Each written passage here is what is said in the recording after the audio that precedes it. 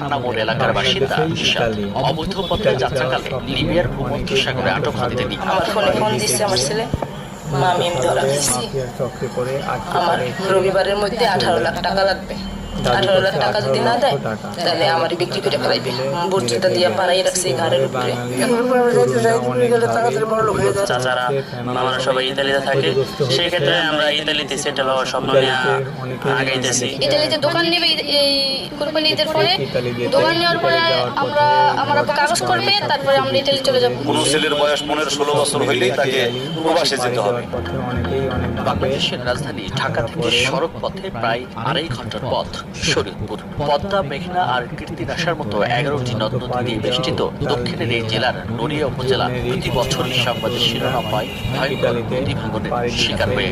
জলবায়ু পরিবর্তনের বিরূপ প্রভাবে বিলীন হয়েছে এখানকার হাজারো বসতবাড়ি, শিক্ষা প্রতিষ্ঠান।